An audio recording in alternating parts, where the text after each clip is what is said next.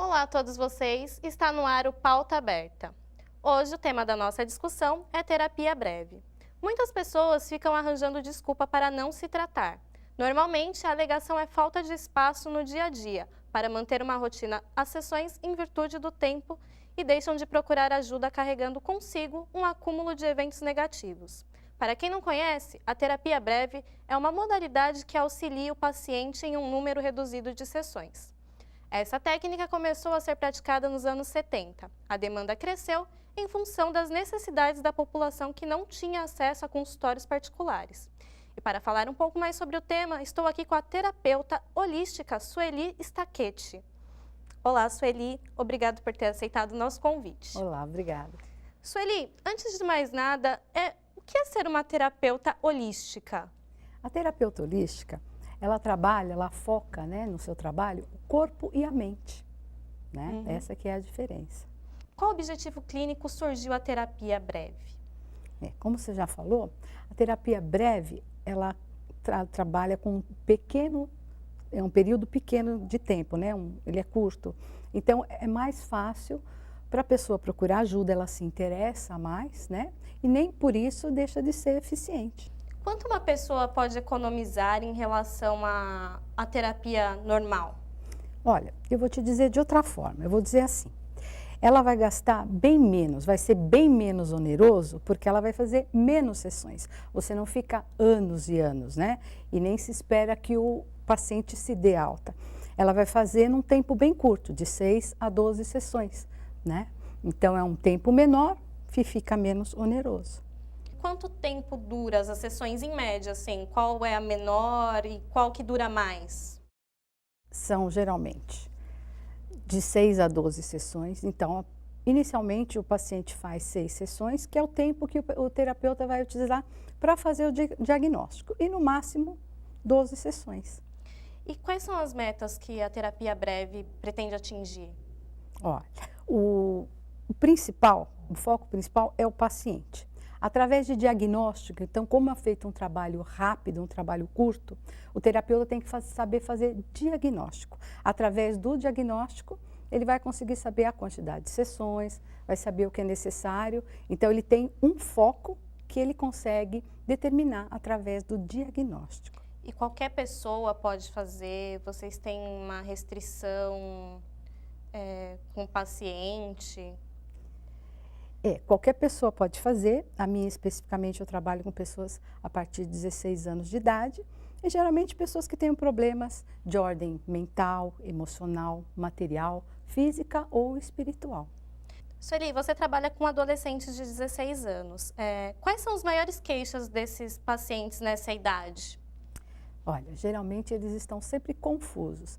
Eles não conseguem discernir as coisas, eles não sabem o que é certo, o que é errado. Eles têm muitas dúvidas, na verdade, né? Então, a terapia ela vai realmente orientar, só que ela vai ouvir o paciente para descobrir o que ele precisa. Então, ela vai focar a orientação naquilo que ele precisa. E as outras pessoas? São de todas as idades. E o que acontece muito, a partir de 16 até quem precisar. O que acontece muito que as pessoas vão e sempre alguém indica e fala, tal pessoa vai para tal problema. E quando a pessoa chega lá, não é nada daquilo, porque ela vai passar exatamente o que ela tem. E como o trabalho é com foco, então cabe ao terapeuta descobrir o que tem a mais, o que ela realmente precisa, né? Não o que ela diz que ela tem. Pessoas com quais dificuldades pode te procurar? Todos os tipos de dificuldades. Mental, que é falta de concentração, estresse mental, emocional, todo tipo de relacionamento afetivo, social, de trabalho, material, né? A pessoa que não consegue se realizar, que não conseguiu descobrir o talento nato ou a vocação. A parte física, porque as dores, elas somatizam, né? Sentimentos, e a parte também espiritual, que tem a ver com a estima da pessoa, no que ela acredita, não necessariamente sobre a religião, mas também a fé interior, aquilo que ela acredita de verdade. Existe algum processo para determinar se a pessoa precisa desse tipo de tratamento? Todas as pessoas precisam de tratamento, inclusive os terapeutas também se tratam, né? Mas é em cima exatamente do foco. Nós temos alguns trabalhos que vão definir o que a pessoa sente, evidentemente, às vezes ela mente para si mesma, então o terapeuta não confia naquilo que ela vai falar, que ela diz que tem, e ela vai fazer um estudo, vai focar e vai descobrir realmente qual é o problema. Daí realmente ele vai direcionar. Agora vamos acompanhar uma reportagem abordando um pouco a prática da terapia breve e também um método que está diretamente ligado, que é a hipnose. Dando continuidade sobre o tema terapia breve que vocês estão abordando aí no programa, estou com o psicólogo Odair Comin, que também vai falar um pouquinho sobre a terapia breve. Odair, quais são os vários ramos e qual que você trabalha na terapia breve? Na verdade, a terapia breve é uma terapia que é focada em algo específico. Então, a pessoa vem com um problema específico, como medo de avião, por exemplo, e você vai traçar uma estratégia com um número limitado de sessões. Então, normalmente, entre 12 e 15 atendimentos. Então, você pode, na verdade, trabalhar com qualquer tipo de linha terapêutica, só que com o foco breve, né? No meu caso, eu trabalho com a hipnoterapia. Então, o foco realmente é com as técnicas da hipnose, que eu traço uma estratégia para trabalhar de forma breve. E como que funciona essa técnica da hipnose? Basicamente, a hipnose vem da própria hipnose mesmo, então aqui voltado para a parte clínica. Então, a gente tem, por vezes, normalmente as pessoas conhecem a hipnose de palco, para entretenimento. Nesse caso, é diferente, né? É um foco na cura. Então, são as diferentes técnicas, utilizando os fenômenos hipnóticos e uma abordagem, claro, você pode utilizar até outras técnicas, como a cognitiva, por exemplo. No meu caso, eu utilizo muito a filosofia. Então, eu busco muito o conteúdo filosófico para trabalhar questões emocionais, né?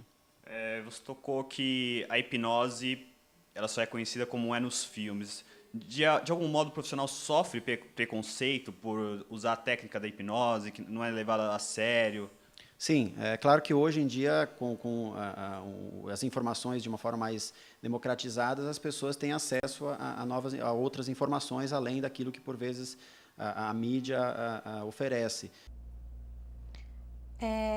Acabamos de ver a reportagem, né, Sueli? Em quais tipos de problemas emocionais a hipnose pode ser usada? Eu especificamente não trabalho com a hipnose, né? Normalmente, na minha área, como é outro foco, eu acabo não recomendando. Particularmente, eu acho muito importante, porque trabalha com fobias muito difíceis do terapeuta breve acessar, então acho que é bem importante. Há algum tipo de perigo da pessoa sair em transe hipnótico? Não é um trabalho que ela faz sozinha, né? Então tem um profissional. Então eu sempre percebo que não há esse problema. Quais são os mitos? Você conhece alguma coisa assim sobre a hipnose que seja mito? Que as pessoas dizem? Não. Embora, como eu disse, eu não utilize, eu acho muito interessante porque ajuda muito. Eu já vi pessoas saírem de fobia de uma forma muito leve e também muito rápida. Então, como eu sou adepta a uma terapia breve, esse tipo de tratamento na hipnose eu acho muito interessante. Há alguma contraindicação? Não é questão de religião, nada disso, mas eu acho que, tirando a parte de fobia, que a pessoa ela passa situações difíceis, até tem um comportamento ridículo, por exemplo, aparece um bicho e ela sai correndo, ou ela deixa fazer uma prova porque apareceu um animal, ou pode ser uma borboleta. Tirando essa parte, eu acho que não. Eu particularmente não faria, porque eu acho que o que a gente tem que saber tem que estar no inconsciente, ele tem que aparecer, né? Então, eu não faria.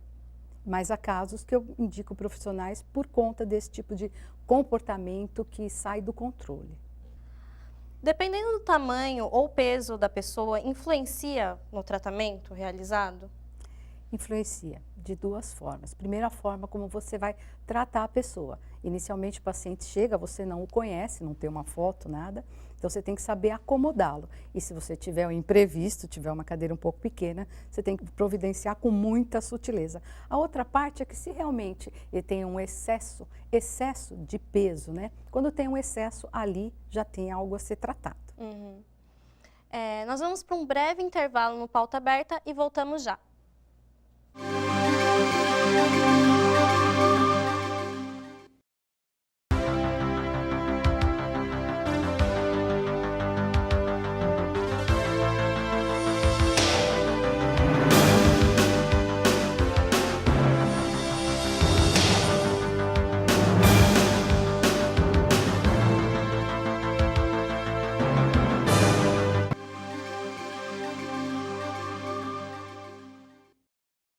Pauta Aberta está de volta.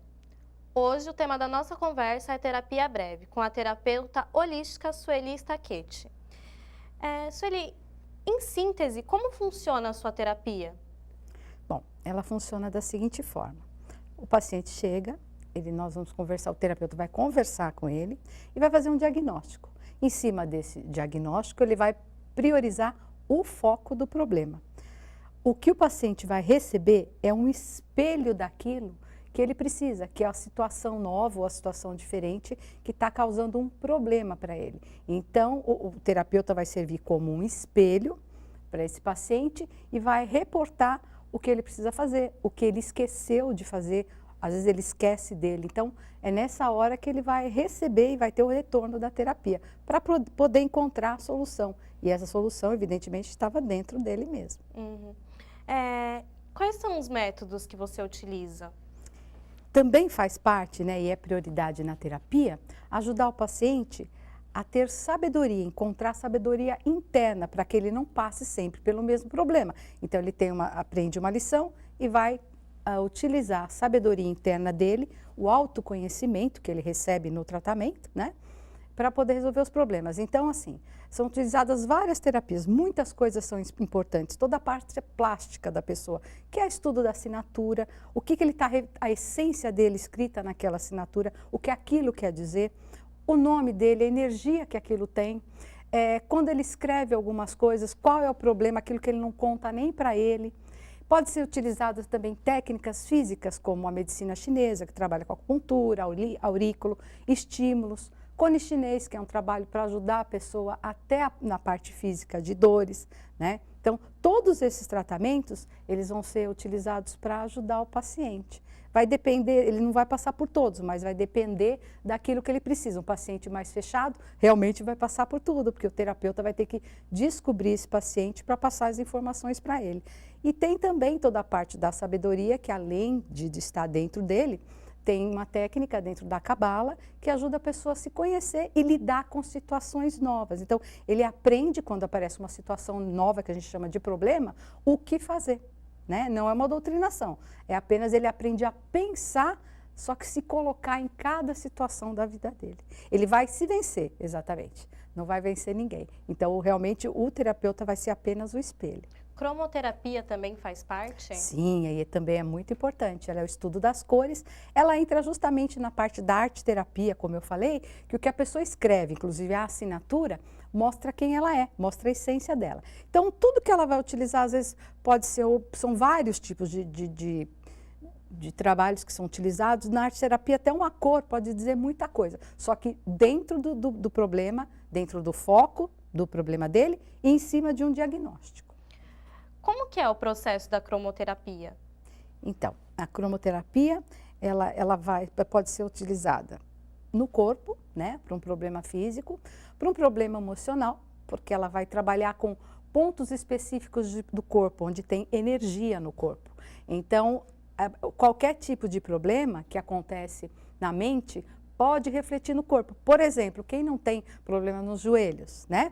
Então, o joelho, ele fala um pouco da flexibilidade e da teimosia. Então, o terapeuta vai descobrir o que ele tem, pode trabalhar com acupuntura, se for um caso mais crônico, ele pode trabalhar com a cromoterapia, mas ele também vai falar, vai validar na mente da pessoa que ali tem uma certa dificuldade, uma teimosia, enfim.